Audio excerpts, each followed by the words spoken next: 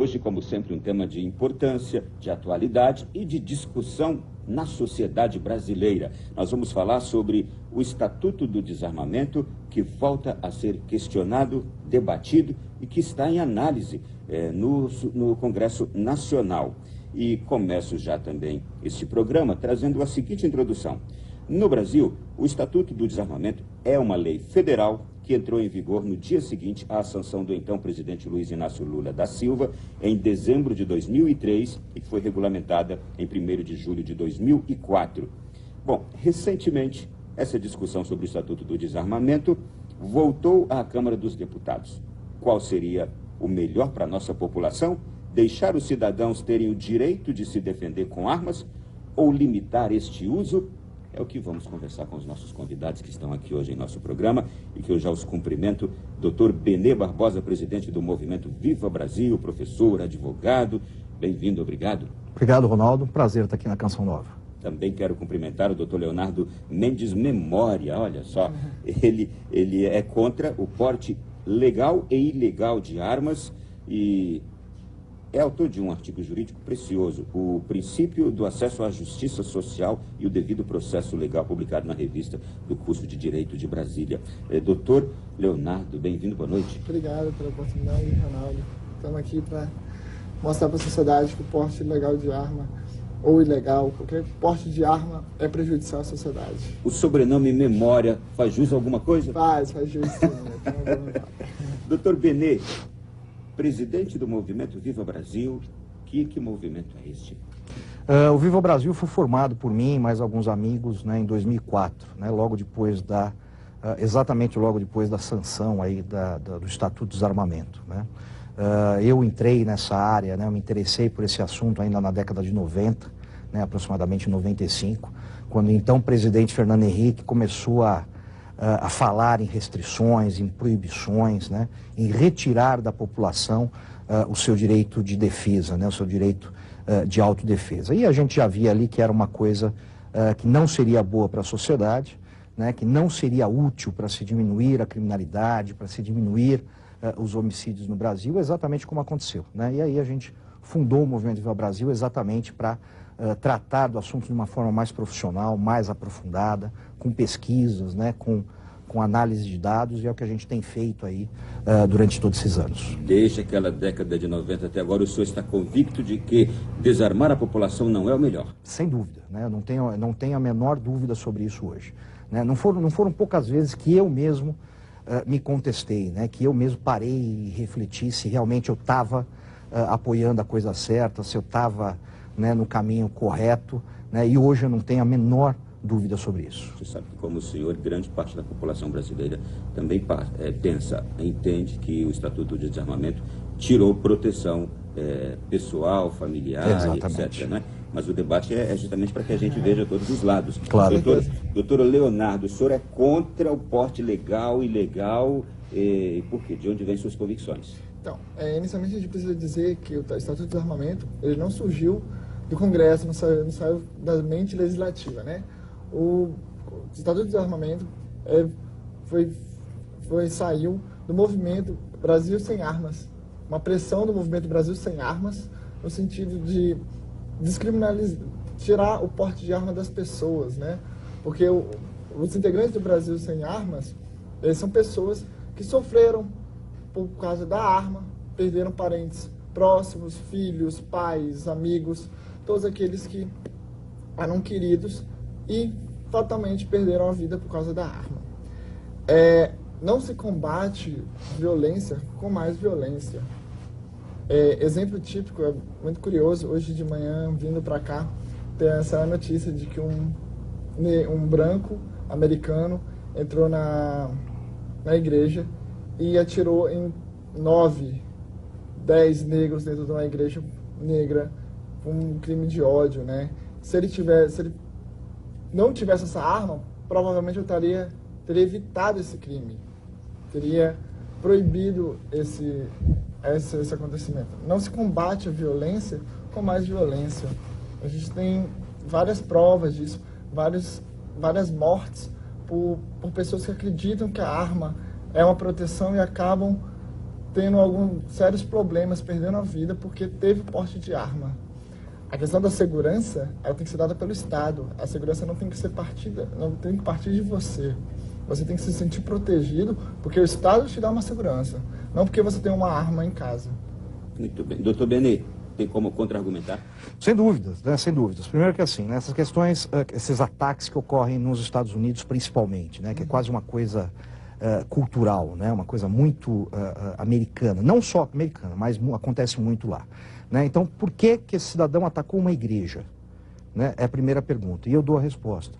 Porque igrejas, escolas, alguns cinemas, tá, são locais onde ninguém pode entrar armado nos Estados Unidos. Né? Os Estados Unidos é hoje um dos países que mais possuem armas na mão da população.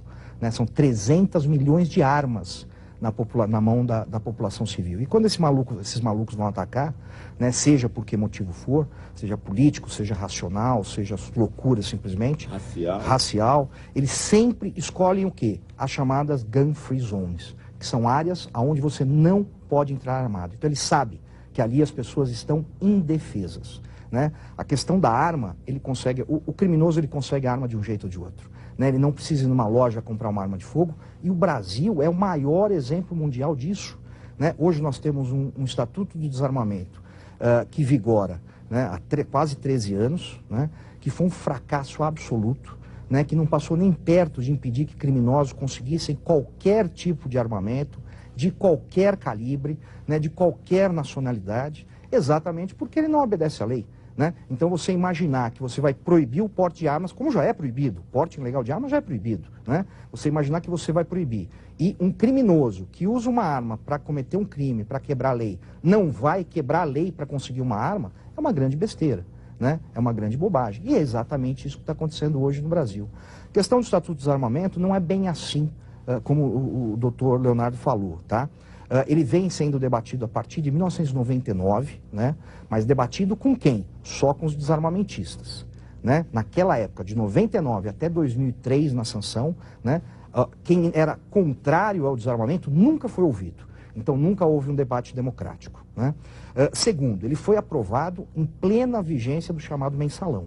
Né? E na época, inclusive, o Movimento Viva Brasil divulgou as datas de saques coincidentes exatamente com a aprovação de um projeto que era um projeto do próprio governo. Né?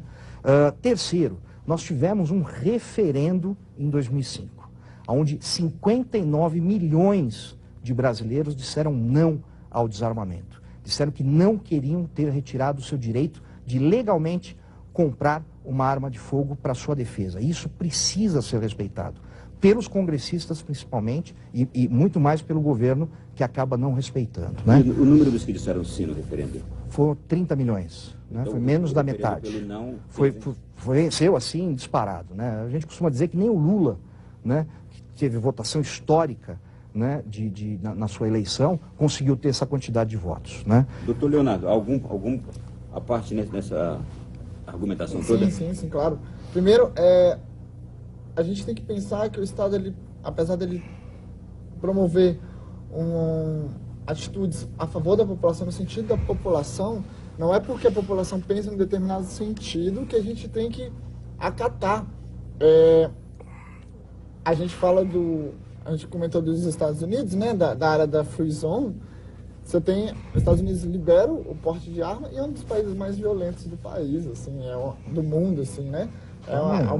O crime lá é bem alto, né, doutor? De forma nenhuma. É bem alto. De forma nenhuma. Você fala que a legislação foi um fracasso. Qual é a taxa de homicídios hoje nos Estados Unidos, doutor? Eu não sei te informar, mas Bom, a então gente o senhor tem... Então, olha só, você fala que o Estado de Desarmamento é um fracasso. Você tem a situação de que o porte ilegal de armas, com a devolução das armas, diminuiu muito a criminalidade.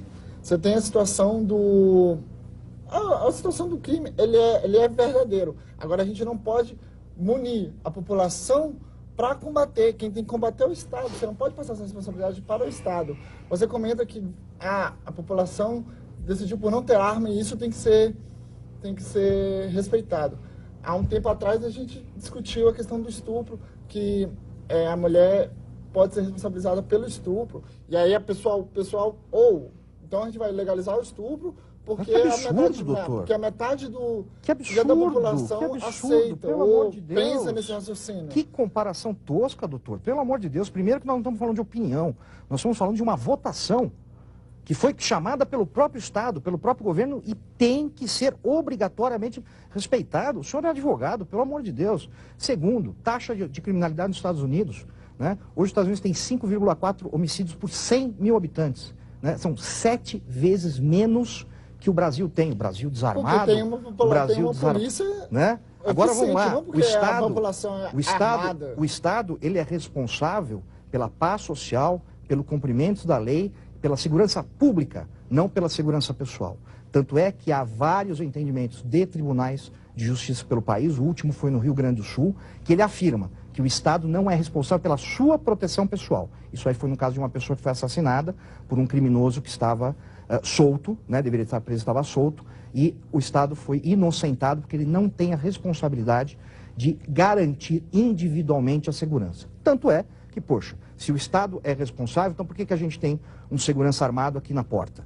Né? Como é que a arma não traz segurança? Lógico que traz segurança. Se não trouxer segurança, né, os seguranças da Presidência da República não andariam armados, os seguranças do Congresso Nacional não estariam armados, os seguranças contratados, inclusive por esses que defendem o desarmamento, como grandes atores, etc., não estariam armados. Né? Então é uma grande hipocrisia, né, dizer que a arma não defende. É lógico que a arma defende. Do mesmo jeito que ela é usada para o ataque, ela é usada para a defesa sim, e não são poucas vezes. Doutor, fique à vontade também para contra-argumentar. Não, quando você realiza uma pesquisa, um referendo ou a gente está falando de opinião, a gente está falando do momento do que eu penso. Na hora que eu vou lá e voto a um deputado, eu penso, e a minha opinião é que aquele deputado me represente. Então, assim, a gente tem várias opiniões. Agora, não quer dizer que o Estado tem que respeitar. Até porque, às vezes, a maioria, já dizia Nelson Rodrigues, a maioria é burra, né? Por muitas vezes a gente julga e escolhe os nossos representantes de maneira errada. Escolhe por, me deu um prêmio, me deu alguma coisa assim. A questão a Constituição determina, é obrigação do Estado promover a paz e defender. A decisão aí, ela foi inusitada porque a decisão é errada. Porque a decisão, nem toda decisão proferida por um tribunal é correta. Eu não concordo, por exemplo, com a decisão das biografias, mas nem toda decisão é correta. Exemplo típico, já teve estupradores inocentados porque julgaram que a culpa era da vítima, pela forma que ela estava vestida. Então, é correta? Só um instante, doutor. Vamos lá. Claro. A decisão lá que inocentou, ela está equivocada. O entendimento é equivocado. O Estado tem a obrigação, no entanto, que a Constituição determina quem é a polícia, quem tem o dever de defender, traz segurança, arma, e os policiais estão armados, mas eles têm um treinamento, eles têm um concurso público na qual há um exame psicotécnico, um exame psicológico. O cidadão também passa por tudo isso. Sim, mas ele tem um treinamento depois. Tem? Você tem? Você garante isso, doutor? Tem curso de formação, doutor. Você Porção tem de formação. Depois de 30 anos que o policial está na rua, ele tem reciclagem? Aí não é um problema do cidadão, é um problema do Estado. É esse policial. E aí é esse Estado que você quer que me defenda? Sim, ele tem que te defender. Você tem que cobrar Mas dele uma defesa. Mas enquanto isso não acontecer, eu deixo minha família ser atacada, minha mulher ser estuprada, meus filhos serem mortos, sem o direito de defesa, porque você acha que eu não tenho que me defender? Não, e qual é o seu direito de tirar uma vida? Qual é a diferença de uma pessoa que está lá te atacando e você também está tirando a vida dela? Qual é o seu direito? Meu Deus do céu, eu não estou ouvindo isso. O debate, eu não ouvi isso. O nosso debate aqui hoje, você está percebendo, é o Estatuto do Desarmamento, que, segundo a informação que tenho aqui, o deputado Rogério Peninha Mendonça, do PMDB de Santa Catarina, é autor de uma proposta que derruba o Estatuto do Desarmamento. Há um entendimento para que o deputado Marcos Montes, que está à frente desta comissão, ele também, juntamente com o deputado Peninha, eles possam apresentar, portanto, a proposta de que esse Estatuto do Desarmamento tenha fim. Todavia, esse debate ele vai ser muito prolongado. Eu só queria saber dos senhores o seguinte: quais os resultados que nós temos até hoje, desde quando o Estatuto do Desarmamento foi implementado? O senhor poderia nos trazer dados estatísticos de benefícios que trouxe o Estatuto? Houve diminuição na questão do porte legal de arma, dos acidentes com crianças que brincam com armas dos pais. Caiu o porte legal, caiu o acidente com crianças? Com criança. Uma estatística no sentido que a arma não defende. Quando o assaltante vai te assaltar, ele é a pessoa com mais medo. Ele está ali no risco de perder a vida ou coisa parecida. Isso é tão verdade que quem morre mais com arma é o policial. Quando o policial vai ser assaltado ou coisa parecida, ele morre mais. Existe estatística do Anuário de Segurança Pública, do Anuário Brasileiro de Segurança Pública. A morte de policial em serviço aumentou gritantemente, porque geralmente ele está armado. Então o bandido, o delinquente, ele atira porque ele sabe que se ele der mole, desculpa o termo, se ele der bobeira, ele morre. Se ele for assaltar uma pessoa que também está armada, ele vai matar porque ele corre o risco de morrer. Então, a chance dele cometer um homicídio é muito maior.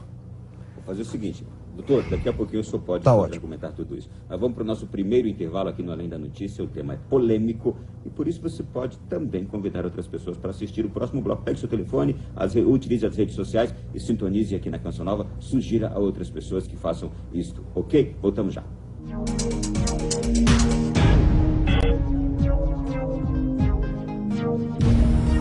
Brasil em 2003, 2004 e também questionando esses mesmos resultados. Então nós estamos aqui e por um outro motivo, é que também já há uma proposta no Congresso Nacional pelo fim do Estatuto do Desarmamento. E eu estou recebendo aqui dois convidados especiais. Eu quero agora perguntar para o doutor Benê Barbosa, que é a favor do fim do Estatuto do Desarmamento. Eu quero perguntar para o senhor o seguinte: nós terminamos aqui trazendo dados estatísticos dos benefícios que o Estatuto trouxe. E o que o senhor vê como resultados negativos a partir do Estatuto do Desarmamento? Vamos lá. Primeiro que não foram apresentados dados estatísticos nenhum, né? O doutor Leonardo não apresentou nenhum. Eu vou apresentar alguns, né? O que nós tínhamos em 2003, antes do Estatuto do Desarmamento, uma média anual de 50 mil assassinatos. 2012, que são os últimos dados, né? 56 mil assassinatos. Nós tivemos 6 mil assassinatos por ano a mais, né? Ou seja, o número de homicídios continuou e continua crescendo no Brasil. Mais ainda, ele disse que diminuiu o número de portes ilegais de armas. Bobagem, mentira. Tá? Hoje, o número de homicídios cometidos com o uso de arma de fogo, não pela arma de fogo, que a arma de fogo não mata ninguém, com o uso de arma de fogo, subiu, né, quase 7% anterior ao Estatuto do Desarmamento. Por quê? Porque foi o que eu disse, o desarmamento, ele serviu para desarmar você, ele serviu para me desarmar, para desarmar a pessoa que está em casa, né? Mas não passou nem perto de impedir que os criminosos continuem se armando. Número de acidentes com crianças e armas de fogo não caiu, ela continua estável como sempre foi, que é em média apenas, lógico, são casos terríveis quando envolve uma criança, mas são em média 50 casos por ano só e apenas, né? Ou seja, é um número. E quase sempre envolvendo armamento ilegal, porque aí quem tem o armamento ilegal não tem responsabilidade sobre ele. Inclusive todos... O senhor acha que com o Estatuto aumentou o porte ilegal? Aumentou. Os criminosos continuam andando armados. Não, eu digo, e o porte ilegal também por parte do bom cidadão? A questão... Aí o que aconteceu? Esse é um grave problema do Estatuto do Desarmamento. Ele nivelou o Brasil como se o Brasil inteiro fosse feito por São Paulo, Rio de Janeiro e Brasília, né? Ou seja, 3 grandes metrópoles. E jogou na ilegalidade, por exemplo, aquele sertanejo, aquele ribeirinho que está a 400 quilômetros de Manaus, na beira de um rio, e precisa de uma espingarda para sua defesa e até para caça de subsistência. Esse ribeirinho hoje, ele não consegue comprar uma arma legalmente. Por quê? Questão burocrática, questão financeira, muito caro para você comprar legalmente uma arma, né? Manter essa arma regularizada, cada 3 anos você precisa renovar o registro dessa arma. O que ele faz? Ele acaba apelando para o comércio ilegal, acaba apelando para pessoas que contrabandeiam pelas nossas fronteiras, que são um verdadeiro queijo suíço e vai se armar do mesmo jeito. Então, faz exatamente o inverso né? O Estatuto do Desarmamento ele foi proposto para controlar e fiscalizar, e ele causou exatamente o contrário. Ele causou um descontrole maior ainda, né? E uma fiscalização que simplesmente não existe. Então o cidadão fica refém do criminoso, fica refém de um Estado completamente ineficiente, incapaz de defendê-lo, né? E aí, eu não posso deixar de citar, mas infelizmente o doutor Leonardo, ao comparar, né, um cidadão que atira num criminoso para defender sua filha, defender sua família, né, de um estupro, de uma morte, né, a um estuprador, né, é realmente sem a menor sensatez, é algo, inclusive, assustador, né, porque a gente vê que para ele não existem criminosos, né, só existem, ou todos são criminosos, é realmente inaceitável. E todos esses dados estão aqui no nosso livro, né, um livro que eu escrevi com o Flávio Quintela, que esses 20 anos de estudo, né, e está tudo ali com fontes, com estudos, com dados, inclusive dados internacionais, né? A ideia do policial, o policial morre mais porque ele está armado, isso é mentira, isso é bobagem, né? O policial pego desarmado, ele é assassinado pelo bandido, por quê? Porque os bandidos estão cada vez mais cruéis, né? Cada vez mais sanguinários, né? Ele pega um policial, ele identifica como policial, pode estar armado, pode estar desarmado, pode ser aposentado, ele vai e mata. Da mesma forma que a gente vê muitos latrocínios, né? Ou seja, aquele cidadão que é assaltado e o bandido mata sem qualquer reação do cidadão, simplesmente pelo gosto de matar, né? É o que a gente vê crescer no Brasil. Então, a gente não pode mais conviver com essa ideia, né, de que o cidadão tem que ficar na casa dele esperando ser salvo, né, por um Estado que não vai estar lá quando acontecer alguma coisa, né? Eu sempre uso o exemplo, agora, se entrasse agora alguém nesse estúdio, decidido matar alguém aqui dentro, quem impediria? Ninguém. Fosse com uma arma, fosse com uma faca, fosse com um pedaço de pau, né? Impediria o segurança que está armado lá fora. É o único que teria chance de impedir. Por quê? Porque uma pessoa má, armada e decidida a fazer o mal, ela no fundo, só pode ser impedida de fazer o mal por outra pessoa armada. Seja um policial, seja um cidadão. Se o policial estiver só fardado e sem arma, ele não vai impedir ninguém. Doutor Leonardo, há pontos aqui que a gente gostaria de enfatizar bem. A questão da fiscalização não existe, mesmo após o Estado. Sim, é falha. Eu não tenho como negar que é falha. É só uma questão, a minha mentira está no Anuário de Segurança Pública. Está bem aqui. O que diz o anuário? Ele traz um quadro falando que policiais mortos em serviço, o número é 3 vezes maior do que o policial fora de serviço e em razão, provavelmente, dele Você está citando errado o dado, doutor. É o contrário. Tudo bem, vamos lá. Os policiais morrem mais fora de serviço que no serviço. Mortes em serviço, doutor? Mortes fora de serviço? Está errado, o anuário está errado. Desculpa. Está errado. Vamos lá.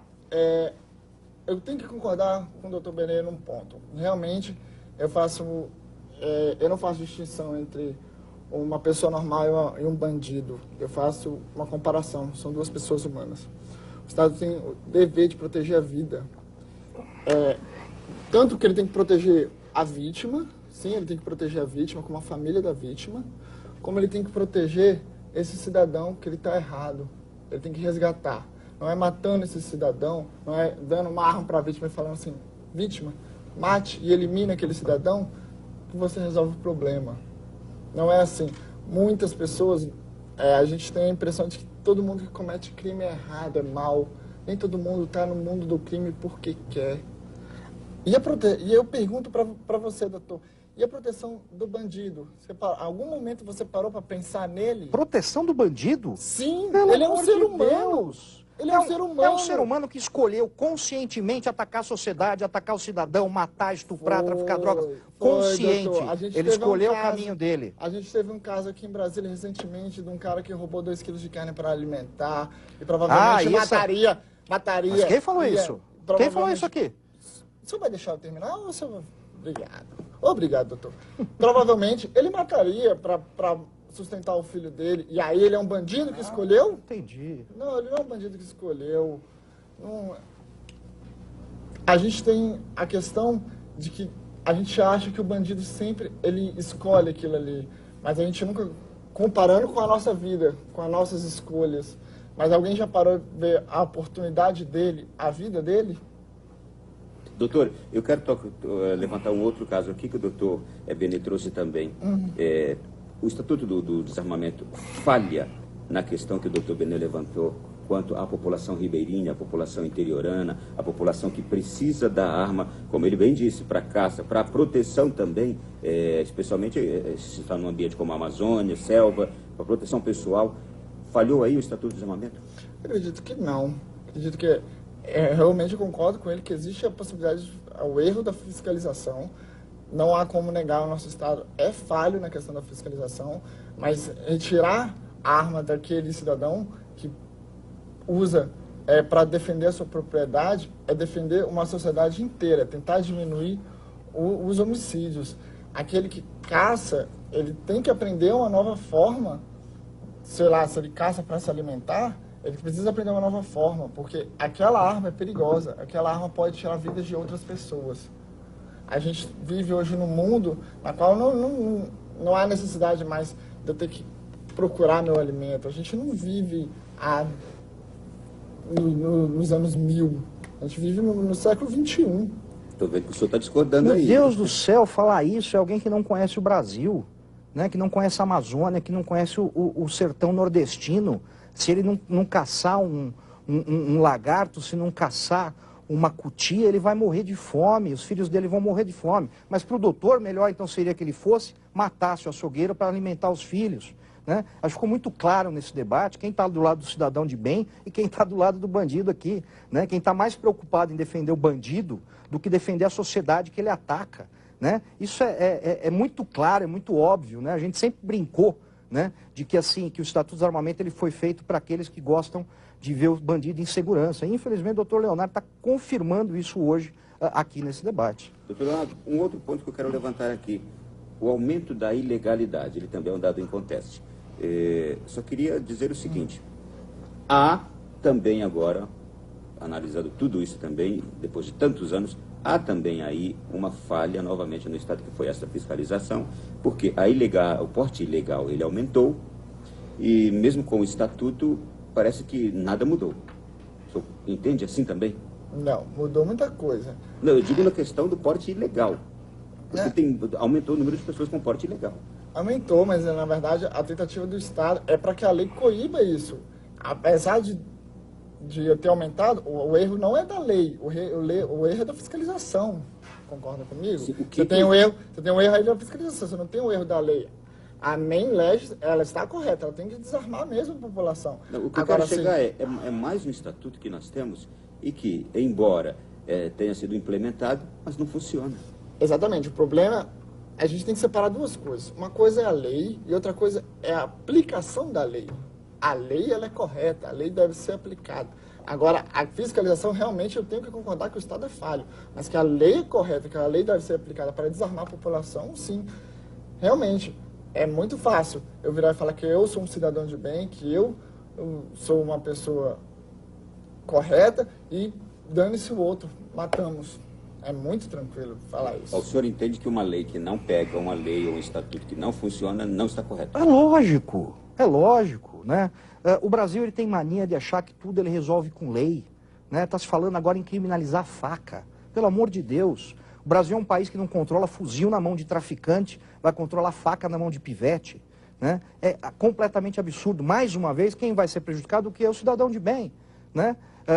Aquele que vai estar com canivete, que sempre andou com canivete, aquela pessoa do interior, né? Eu mesmo ando sempre com canivete suíço, com chave de fenda, aí eu não vou poder mais, e aí você vai me dizer que um menor de idade, que hoje é completamente impune, vai se incomodar de levar uma multa, né? Ou de ser parado e ter aquela faca confiscada. É o mesmo princípio, né? É o princípio da inutilidade da lei. É uma lei inútil, e nós sempre dissemos que seria inútil. Por quê? Porque, como eu sempre disse, o cidadão honesto, correto, trabalhador, pagador de impostos, esse obedece à lei, né? O criminoso, por ser criminoso, senão ele não seria criminoso, ele não obedece à lei. Então você acha que ele está muito preocupado se ele vai ser preso por porte ilegal de arma e vai pagar lá uma fiança e sair, né? Se ele está indo sequestrar, se ele está indo matar, se ele está indo fazer uma chacina, ele não está nem aí para a lei, né? Então é completamente inútil, como foi. Não caíram os homicídios, não caíram os roubos, não diminuiu a circulação de armas ilegais pelo país, muito pelo contrário, aumentou e não aumentou pouco,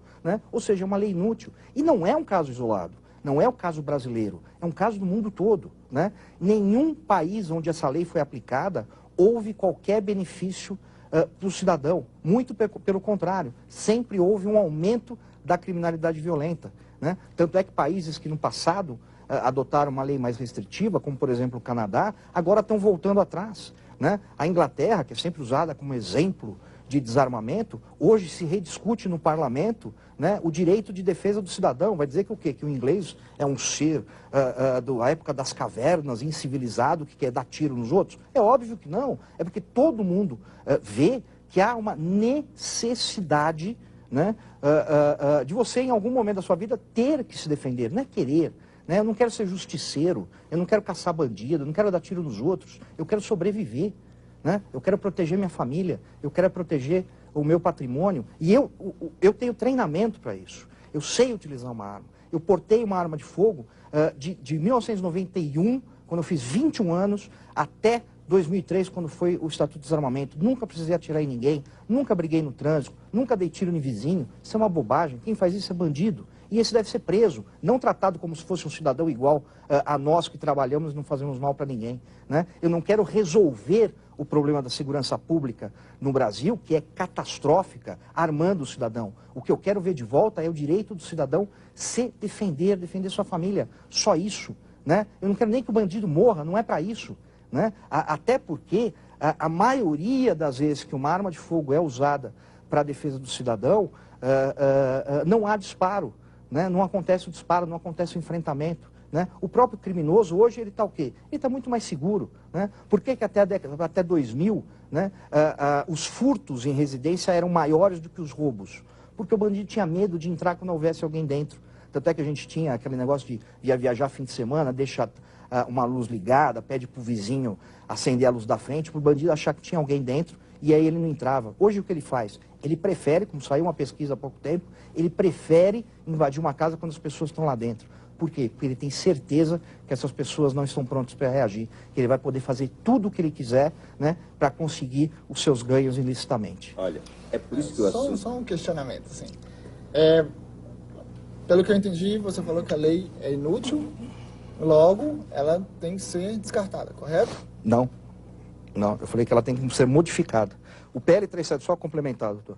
O PL 3722, ao contrário do que estão dizendo, tá? Ele não é um projeto de lei que visa liberar arma para todo mundo. Qualquer um vai poder se armar, vai passar no mercadinho do bairro. Eu queria chegar a esse ponto. Tá, vamos chegar depois então. Tá ótimo. Exatamente, porque na sua resposta me deu margem a pensar justamente numa cidade que viraria um faroeste, todo mundo com uma arma do lado. Não é isso, de forma nenhuma. Falaremos sobre isso.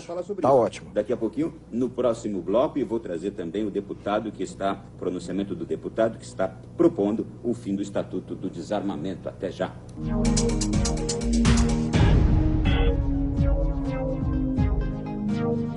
Contra o Estatuto do Desarmamento, tal qual está aí. Pois bem, eu quero chamar agora, e já vou começar no início desse terceiro e último bloco do programa, nós temos uma gravação com o deputado Rogério Peninha, ele é do PMDB de Santa Catarina, autor de uma proposta que derruba o Estatuto do Desarmamento. Vamos ouvi-lo. O grande problema que nós temos no Brasil em questão das armas e a ameaça que nós temos das armas são das armas clandestinas que a responsabilidade de combater e controlar é do governo que não está controlando. A ameaça em relação à criminalidade, de forma alguma, ela vem das armas legais na mão de cidadãos honestos. Então, o que existe é uma contradição em relação a essa situação. O projeto de lei de minha autoria, ele absolutamente não quer deixar o Brasil sem nenhuma legislação. O governo, dentro do meu projeto de lei, ele continuará controlando as armas na mão de todo cidadão. O projeto de lei de minha autoria, ele prevê, inclusive, regras claras para que o cidadão possa obter uma arma. Por exemplo, a questão do treinamento que o cidadão deva ter para usar uma arma vai continuar sendo necessário. O cidadão tem que estar preparado. Ele, assim como a utilização de um carro, tem que fazer um curso, tem que ter um treinamento, ele vai ter que fazer exames psicotécnicos, psicológicos, saber se ele não é nenhum louco, nenhum maluco, se ele pode realmente usar uma arma. Ele vai continuar tendo a necessidade de apresentar atestado de bons antecedentes. Eu diria que o cerne, o fundamento do meu projeto, a mudança do meu projeto principal é acabar com a discricionariedade. O que nós queremos, na verdade, não é armar a população. Nós queremos é a possibilidade do cidadão de bem também de se defender. Foi feita uma pergunta para toda a população brasileira se eles eram contra ou a favor do desarmamento. E naquele momento, houve uma maciça propaganda, a ação do próprio governo, dos meios, de grandes meios de comunicação. E o que aconteceu? 60 milhões de pessoas aproximadamente disseram não ao desarmamento. 64% do brasileiro naquela oportunidade disse não ao desarmamento. Ou seja, disse sim à possibilidade do cidadão de bem também poder se defender. Doutor Leonardo, começo pelo senhor. Alguma observação na fala do deputado? Na verdade, eu queria entender qual é a grande mudança, né? Porque continua as exigências de exame médico, psicotécnico, psicológico, a questão dos antecedentes, pelo estatuto, você apresentando isso também e demonstrando necessidade, você pode ter o porte da arma. Óbvio, você tem algumas restrições. O que eu pergunto para o doutor Bené, o que muda aí, né, nessa nova legislação? Vamos lá, doutor, vou explicar para o senhor. Primeira questão, né? Assim, como muito bem disse o deputado, ninguém aqui está falando que nós vamos armar a população indiscriminadamente, vamos distribuir arma, qualquer um vai comprar arma, né? O que a gente tem é uma mudança, né, no ânimo do projeto, né? Nós temos uma lei que tem o ânimo do quê? De desarmar a população, né? E nós mudamos essa lei para uma lei que garanta, se o cidadão puder ter uma arma, né, ter uma arma de fogo para sua defesa. Essa ideia de que hoje não é proibido é uma ideia completamente equivocada. Por quê? Foi como disse o deputado Rogério Peninha. Nós temos um problema hoje de discricionalidade. O que é isso? Eu chego lá hoje com o meu processo na Polícia Federal, eu passei por um teste de tiro aplicado pela própria Polícia Federal, apresentei um laudo psicológico, né, provando que eu não sou maluco, né, eu não tenho nenhum antecedente criminal, eu não respondo nenhum processo. Mas lá na lei, né, na regulamentação, aliás, eles puseram o quê? Que você tem que comprovar efetiva necessidade. Isso é absolutamente subjetivo, né? Porque o que é necessidade para você não é para mim. E dá margem para quê? Para o uso político, como está sendo feito pelo Ministério da Justiça, da Polícia Federal. Então o Ministério da Justiça pressiona a Polícia Federal, né, isso é fato, pressiona a Polícia Federal para que ela emita o mínimo possível de registros, que ela emita o mínimo possível de renovações. Isso é gravíssimo, né? Por que é gravíssimo? Porque eu compro hoje uma arma de fogo, legalmente consegui, ufa, né? Tenho dinheiro para isso, tenho capacidade para isso, consegui pagar. Aí eu vou lá daqui 3 anos, eu entrego o meu novo processo, como se fosse uma nova arma, para recadastrar, para renovar o registro dessa arma. Tá? Eu posso ter, como está acontecendo, essa renovação negada. De quanto em quanto tempo? 3 em 3 anos. 3 em 3 anos. Você sabe o que isso acarretou hoje no Brasil?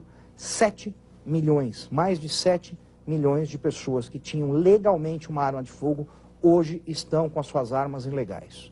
Podem ser presas, podem ser processadas por posse ilegal de arma. E o que é pior, como eu já tinha dito, você piora ainda mais a situação da circulação ilegal de armas de fogo. Você está jogando o cidadão para a ilegalidade. Então, o que muda no projeto de lei é isso. Outras questões, né, práticas. A questão da capilaridade da Polícia Federal. Né? A Polícia Federal tem 50 e poucas delegacias no Brasil todo. Né? Então, nós temos casos, como eu comentei, né, do cara que está a 400 quilômetros de Manaus, que é onde tem uma delegacia da Polícia Federal. Só que do lado, a 10 quilômetros da casa dele, a 20 quilômetros de onde ele mora, tem uma cidadezinha e lá tem uma delegacia da Polícia Civil. Porque a delegacia, sim, né, a Polícia Civil tem uma capilaridade realmente em todo o Estado brasileiro, em todo o país. Né? Então a gente transfere, né, para a Polícia Civil a questão do recebimento dos documentos necessários para você comprar uma arma. Isso segundo o projeto. Exatamente. Para quê? Para resguardar o direito dessas pessoas. Né? Não é para facilitar, mas é para viabilizar. Né? Viabilizar. Então, essa é a grande mudança no projeto. Né? Essa ideia de que qualquer um vai poder comprar, se tiver antecedente criminal vai poder comprar, isso é mentira, isso está no projeto, basta ler o projeto para ver que ele é um projeto muito melhor do que é hoje. Fique à vontade. Então, peraí, então a gente passou esse tempo todo discutindo. Então, o grande problema da lei é só a discricionariedade e a difusão. Não só isso. Não só isso. O senhor já leu o projeto? O senhor não leu o projeto? O projeto. Eu aconselho que leia. É um projeto bastante complexo, longo, né? São 75 artigos, né? Feito por pessoas, né? Discutido, óbvio, né? A autoria do deputado federal, mas que fez uma discussão com delegados, com oficiais, com cidadão comum, com ribeirinhos, né? Com advogados, né? Para realmente fazer Acharam os pontos falhos. Isso, uma discussão que não houve no Estatuto do Desarmamento, né? Que foi uma coisa imposta, né? Foi absolutamente imposta. Tanto é que hoje o projeto de lei do deputado Peninha é o projeto de lei recordista na Câmara de aprovação pelo cidadão, né? Tanto pelo 0800 como pelas pesquisas que são realizadas, né? É um projeto que agrada ao cidadão, né? Por quê? Porque o cidadão está desamparado, é aquilo que a gente estava falando, né? Não se discute legislação com o cidadão, né? O deputado normalmente vai lá, propõe, pum, aprova, não sei o quê, e pronto. Professor Benê, porque em determinado momento alguém pode, inclusive ouvindo sua fala aqui também, pode pensar que, puxa, mas se liberar geral assim, nós vamos ter, por exemplo, aquele que eu dei como exemplo no final do último bloco, nós vamos ter um faroeste na cidade, que é todo mundo andando com uma arma do lado e você olhou feio para alguém, o cara já vai lá. Não é? Não dá margem a isso. Não, de forma nenhuma. Eu costumo brincar, que eu falo que se hoje o Brasil virasse o velho oeste americano, estaria ótimo. Estaria ótimo, né? Não ri não, doutor, que você não sabe o que eu vou falar, né? Por quê? Porque o faroeste americano tinha 50 vezes menos mortes do que a nossa sociedade atual, né? Ele era muito menos violento do que é o Brasil desarmado que é hoje, né? A questão, né? Então assim, mas aí o brasileiro não tem capacidade, ele vai sair dando tiro um na cara do outro. Bobagem, né? Até a década de 80, até o começo da década de 90, era muito fácil você comprar e portar uma arma de fogo. Nossos índices criminais eram todos menores.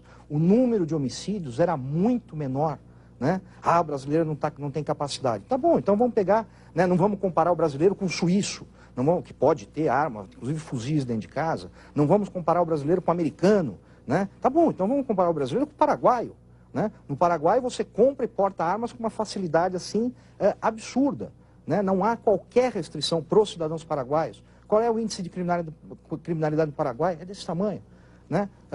Uruguai, mesma coisa, né? O porte é liberado, a compra de armas é liberada, né?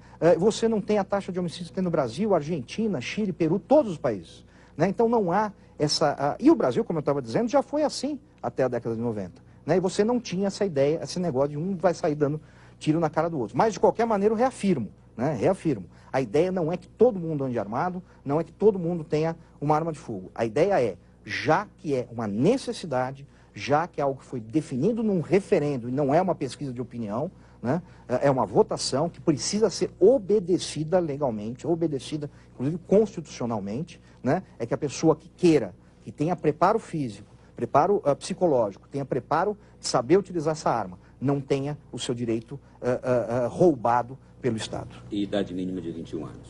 Idade mínima de 21 anos, okay, né? Eu só pergunto aqui para o doutor Leonardo, o senhor entende que, mesmo com esses critérios, o cidadão brasileiro não está preparado para ter o porte de armas? Não, a questão é a seguinte, ele falou do faroeste americano, do Paraguai, do Uruguai, realmente, eles têm a taxa menor, mas a população deles é menor, a situação deles taxa por menor. 100 mil habitantes, Vamos doutor. Lá.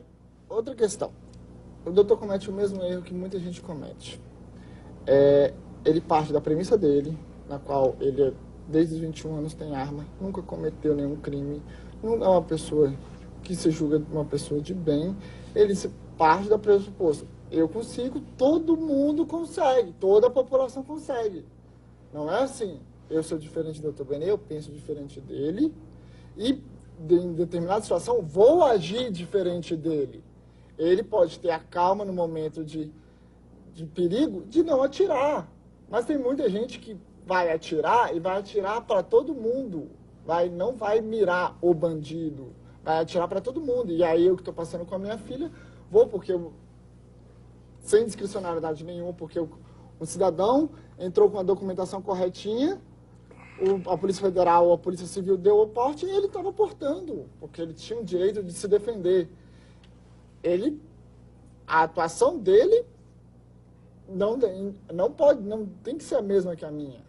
Eu queria só pedir o termo correto que os senhores usam é discricionariedade? Discricionariedade. Que é o Ou seja, a autoridade policial ele pode te conceder ou não aquele direito. Se ele entender, né? que você Se ele tem entender, uma justa razão. isso. Ou não, sem justificativa nenhuma. Não, para mim isso aqui não é justificativo para você ter uma arma em casa. Que é o que acontece hoje. O novo projeto, acaba com isso. Então, se você apresentar, não tiver nenhuma processo, tiver capacidade técnica para utilização da arma, né, um curso de tiro, se você tiver capacidade mental, apresentar todas as certidões, tem um trabalho fixo, etc., ele não pode negar a posse. Não pode, nós estamos falando da posse, ou seja, é a arma que o cidadão vai ter na sua casa, no seu sítio, na sua empresa. E é diferente, né, também a posse do porte. É diferente. Né? Então tem uma diferença. Só fazendo uma correção aqui, doutor Bené, a discricionariedade existe realmente e ela precisa, no caso do porte de arma, ela tem que ser justificada, tá? A Lei de Processo Administrativo determina que é obrigatório a motivação nos processos que concedem ou negam direito a cidadãos. Então, caso o seu policial federal te negue falando não nego porque nego, você tem totalmente o direito de entrar na justiça e falar. Ele tem que me dar uma justificativa. Então, a discricionariedade não é simplesmente nego porque nego. Autoritária, né? É autoritária, assim não. Ele tem o policial tem que falar, nego por causa disso, disso, disso e disso. Eu só tá? peço a explicação do direito de posse e porte. Tá. A posse é o quê? É o registro da arma. Quando você tem um registro, você consegue autorização para comprar uma arma de fogo. Né? Você vai ter a propriedade dessa arma. Essa arma você tem que deixar exclusivamente dentro da sua casa, né? No seu sítio, no seu local de residência, ou se você deixar na sua empresa, se você for o responsável ou o proprietário por essa empresa. Né? O porte de armas é o quê? É aquela autorização, né?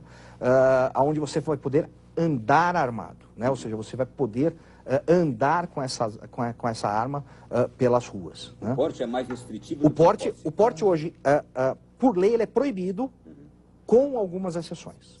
Né? Exatamente. Então, ele é proibido. No geral, ele é proibido. Agora, se você consegue... Né? Até interessante você tocar nesse ponto. Né? Então, por exemplo, hoje, você sabe qual é o lugar onde tem mais portes de armas no Brasil emitido? Aqui, no Distrito Federal. Por que será? Será que tem pessoas que precisam mais aqui no Distrito Federal andarem armadas do que em São Paulo, do que no Rio de Janeiro, do que no sertão da Paraíba? Não, né? A gente sabe por quê. Né? Porque tem proximidade com o poder. Né? E são amigos do rei, a verdade é essa. Então, hoje, além de tudo, o Estatuto do Desarmamento é uma lei elitista. Né? É uma lei extremamente preconceituosa. Por quê? Porque se eu sou um deputado, se eu sou um amigo de um deputado, eu consigo lá o meu porte de armas. Se eu sou um padeiro, eu não consigo nem comprar uma arma para defender a minha padaria. Isso tem que mudar urgentemente. Nossa, é porque eu sou de Brasília e realmente não sou amigo do rei. Eu sou exceção à regra, olha... O nosso programa está acabando, foi um debate bem instrutivo, tenho certeza. Obrigado pela participação dos senhores. Doutor Leonardo, muito obrigado, foi um prazer recebê-lo aqui. Foi ótimo ter a oportunidade de discutir com o doutor Bené. Doutor Bené, muito obrigado. Eu que agradeço e esse é um presente para você. Estou nosso recebendo livro. aqui, já mostro para você, olha aí. Mentiram para mim sobre o desarmamento. Está aqui, vou ler com muito gosto. Obrigado. Bem? Muito obrigado. E a você que nos acompanhou até agora também, foi um prazer muito grande tê-lo na nossa companhia. Divulgue cada vez mais este programa que sempre traz assuntos de atualidade. Nos encontraremos na próxima segunda-feira, neste mesmo horário. Boa noite, bom sono, fique com Deus e até lá.